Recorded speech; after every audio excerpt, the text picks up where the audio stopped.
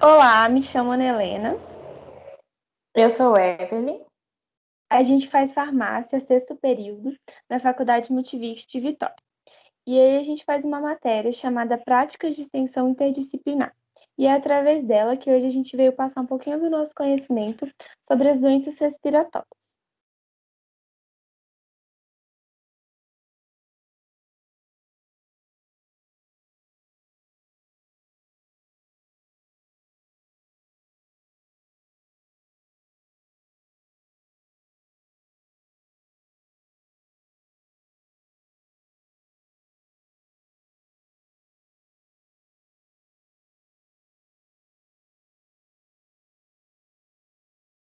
Bom, gente, agora vamos falar um pouquinho sobre as doenças respiratórias.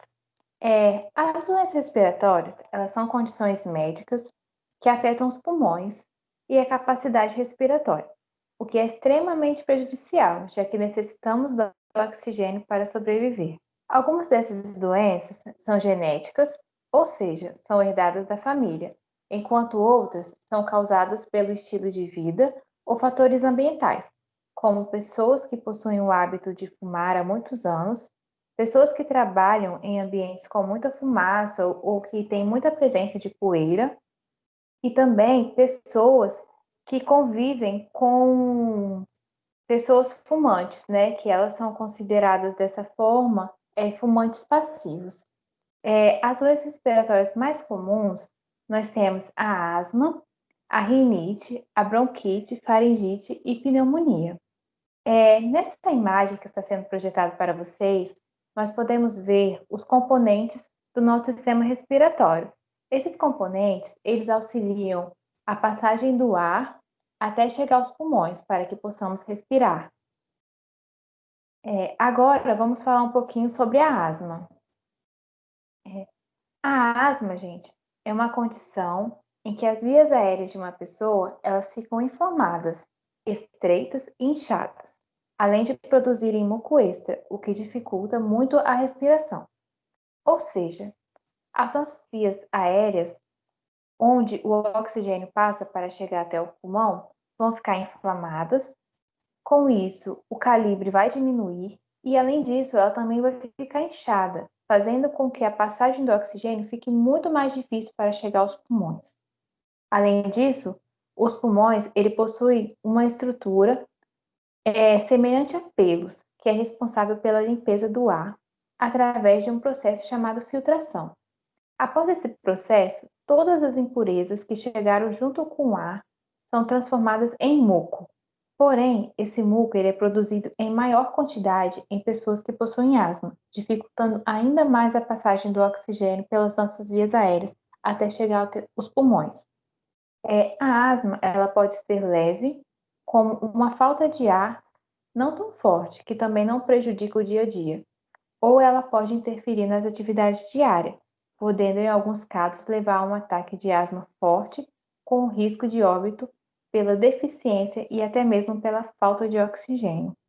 Vale a pena ressaltar que em 2013 ocorreram 129.728 internações e 2.047 mortes por asma no Brasil.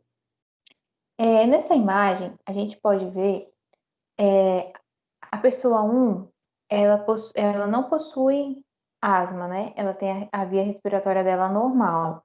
Já a, a, a pessoa número 2, a gente pode ver o bronquíolo dela obstruído por muco, a gente pode ver a inflamação e a gente pode ver que o calibre dele está muito menor do que o bronquíolo da pessoa que possui a via respiratória sem asma, entendeu? Então, a pessoa com asma, a passagem do ar é muito mais difícil. Agora vamos falar um pouquinho sobre os sintomas.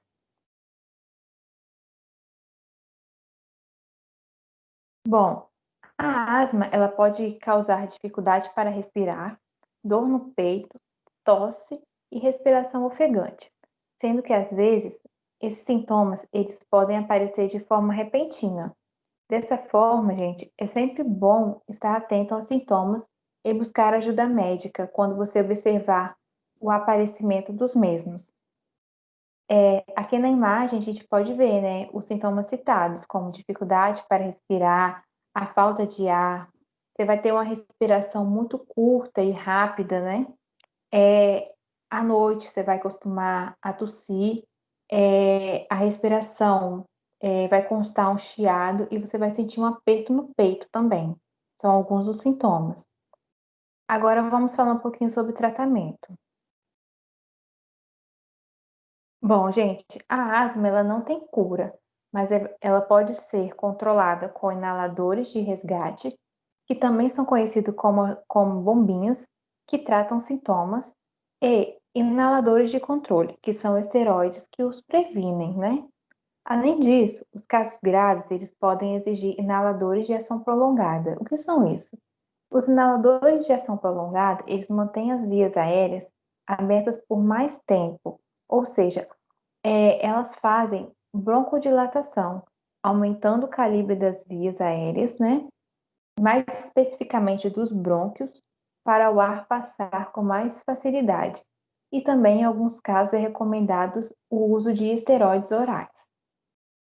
Aqui na imagem, né, nós colocamos uma foto, né, da bombinha, né, dos inaladores e também especificando aí, né, nesses comprimidos, estamos querendo demonstrar os esteroides orais.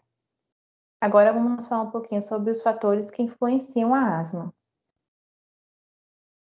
Bom, alguns fatores que influenciam a asma são o diagnóstico incorreto, no qual o paciente pode ser diagnosticado com asma de maneira equivocada, né, ou seja, de maneira errada, ou ele pode ter asma e ser diagnosticado com outro tipo de doença respiratória, o que é, assim, muito complicado, né, porque você vai tratar, em vez de você tratar asma, você vai estar tratando de outra forma, né, outra doença, no caso, e pode estar só prejudicando, né, a asma que você já tem, com os outros medicamentos que você está utilizando.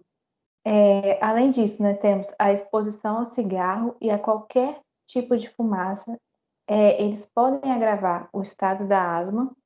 E, além disso, o uso também de drogas, como as drogas medicamentosas mesmo, né? Que elas podem dificultar o controle da asma, como, por exemplo, o uso irregular da aspirina e anti-inflamatório não esteroidais, pois eles podem causar interações medicamentosas, diminuindo assim o efeito dos inaladores e dos esteroides orais, né, piorando assim o quadro da asma.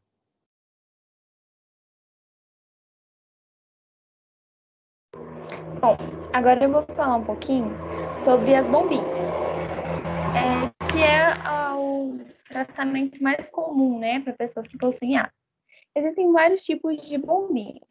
Dentre elas, a gente tem o Aerolim, o Berotec, o Ceretide, o Plenil, que são alguns nomes comerciais dessas bombinhas, né? Bom, como citado um pouquinho anteriormente, existem dois tipos de bombinhas. As que possuem broncodilatador, que são as que vão aumentar o calibre, né, do nosso tubo respiratório, que vai aliviar os sintomas que a pessoa está sentindo naquele momento. E as bombinhas com corticoide, que são as bombinhas que vão servir para tratar realmente a inflamação, que são algumas usadas por um longo tempo, né, um maior tempo, porque realmente vai tratar a inflamação da pessoa. Bom, agora vamos falar um pouquinho sobre o uso correto da bombinha, como utilizar essa bombinha de forma correta. A maneira correta de se utilizar é sentado de forma mais ereta possível ou de pé. Vai posicionar a cabeça ligeiramente inclinada. Você vai um pouquinho só inclinar a cabeça, para que quando você fizer a inalação, o pó ele vá diretamente para as vias respiratórias e não fique agarrado na sua boca, na língua ou na garganta, né? Se você inclinar um pouquinho, ele vai diretamente para o sistema respiratório. Agora eu vou falar um pouquinho, passo a passo, a maneira correta de você utilizar essa bombinha. Você vai, então, soltar todo o ar do seu pulmão, né? Você pode respirar fundo e soltar todo o ar. E aí você vai colocar a bombinha entre a boca, na boca assim, entre os dentes, e vai fechar os lábios, que nem tá mostrando na imagem. Só que ali tá mostrando ele colocando. Você precisa fechar os lábios em volta da bombinha, né? Para não deixar nada escapar. E aí você vai pressionar a bombinha E aí, enquanto você pressiona, você vai respirar profundamente, enchendo o pulmão de ar e, consequentemente, da medicação. Aí, logo após, você vai retirar o inalador da boca e vai parar de respirar por 10 segundinhos. São 10 segundos, é bem rapidinho, tá? É só para poder o medicamento espalhar mesmo mais pelos pulmões.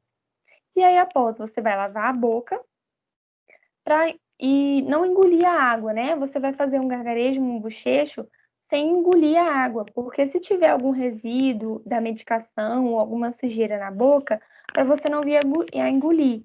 Então, você vai só fazer um bochecho. Se você precisar utilizar mais uma dose, fazer mais uma dose, você espera pelo menos 30 segundos a 1 minutinho, e aí sim, você repete passo a passo novamente. Bom, para quem não sabe, as bombinhas de asma, elas são distribuídas gratuitamente nas unidades básicas de saúde, claro que com receita certinho, e também em um programa de farmácia popular para farmácias que são cadastradas nesse programa. Então, se você tiver a receita certinho, carimbada de um médico, e levar a sua documentação, você consegue retirar. Algumas que dão de graça pela farmácia popular são, por exemplo, a Aerolim e o Clenil. Então, se você faz o uso dessa medicação e você ainda não sabia disso, você pode procurar uma farmácia credenciada à farmácia popular e retirar gratuitamente esse medicamento. Bom, algumas dúvidas em relação a essas bombinhas, eu vou falar um pouquinho agora para vocês.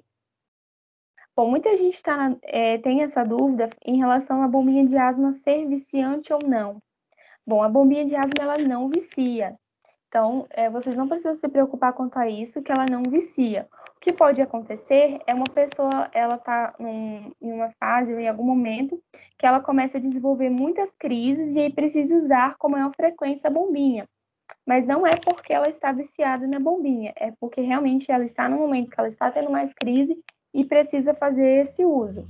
E aí, levantando outra observação, se você está precisando fazer o uso dessa bombinha mais que 4 vezes ao dia, é bom procurar um médico, fazer alguns exames, porque pode ser que você precise trocar a bombinha ou realmente trocar algum hábito ou alguma coisa assim, né? E aí isso você vai descobrir junto com o médico, porque, querendo ou não, a bombinha ela é um remédio, uma medicação, e todo o excesso de qualquer medicamento faz mal.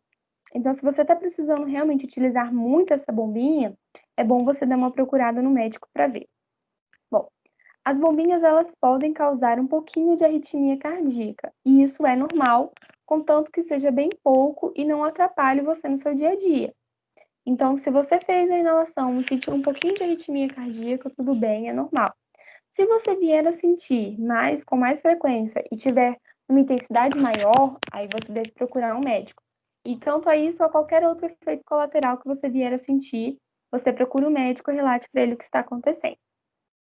Outra dúvida é em relação a mulheres grávidas. As mulheres grávidas podem sim continuar usando a bombinha da mesma maneira que foi receitado. O interessante é você ter um acompanhamento médico, você relatar que você faz esse uso, só para deixar o médico ciente disso, né? E para não haver nenhum problema.